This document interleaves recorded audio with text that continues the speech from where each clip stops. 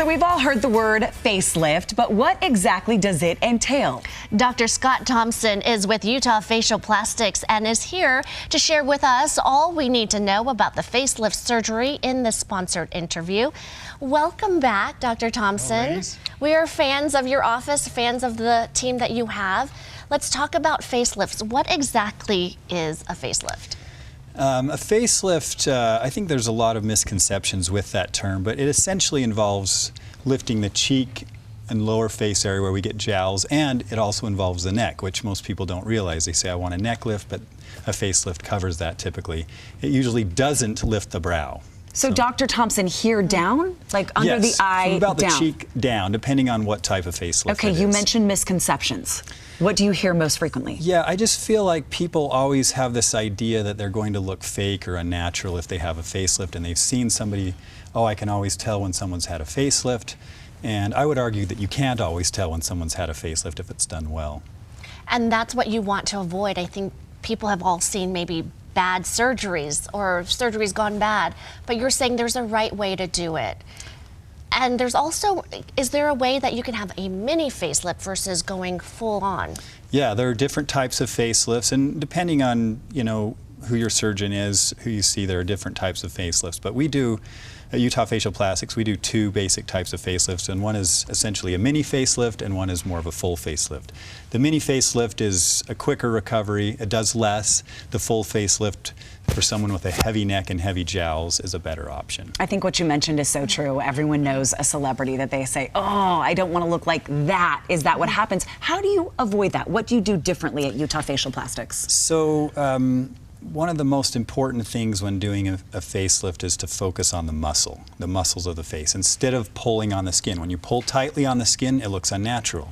When you release the muscle, lift it, move it to a new spot where it was when you were more youthful, then you just trim off some excess skin. There's no pulling on the face, and it looks natural. It looks like you did, you know, when you were more youthful. That looks completely natural to me. This is an example, yes. And this this patient is just a few weeks out from her facelift. You can see the neck is dramatically improved, and she has just a much more youthful look. And I don't know if you have other views, but just from the front, she just looks a lot more youthful. And right, this is another patient. That's an amazing transformation. And you're saying just you a can couple... see it's the same person. Does she look like she had surgery? No. She doesn't. Look at her mouth.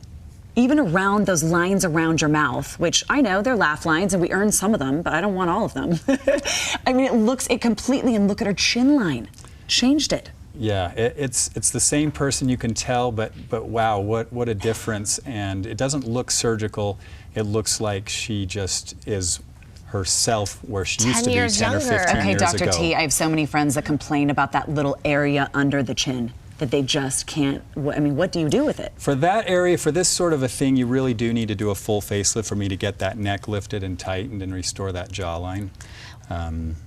Yeah, what age group, Dr. Thompson, are we talking about where people are considering facelifts, and then how long does it last? I would say average age is probably late 40s to mid 50s, but I have a whole gamut of patients, just depending on their health, depending on the way that they age, depending on their genetics.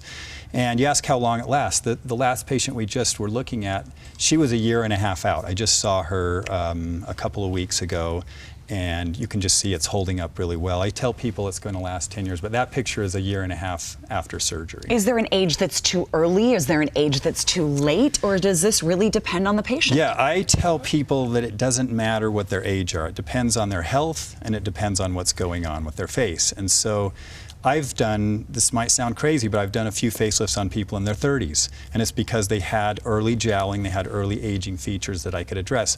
I've done facelifts on people in their 80s that are in good health, and they're perfectly vigorous and excited about life, and they want to do something. Here's what I will say about Dr. Thompson is this is absolutely someone that wants you to look your best. You talk to each and every patient, because I've been one of those that's been hesitant about trying Botox for the first time or trying fillers. And this at Utah Facial Plastics isn't about changing you, it's about enhancing you. It's about enhancing you, and sometimes with facelifts it's about restoring what you were previously. And you know, it just doesn't look like you had surgery if it's done well. How do you know if it's right for you? How do you know? I think the best way to know is to come in and do a consultation with one of us. And you can do that easily at utahfacialplastics.com. They're on Instagram. They have 2 locations, by the way, one in Layton and one in Draper. Dr. Thompson, thank you so much. Thank you so much for having me today. My favorite doctor. Yes. I had to get that in there. I know. He's so great. Thank you for being here. And thank My you to pleasure. Utah Facial Plastics for the sponsored interview.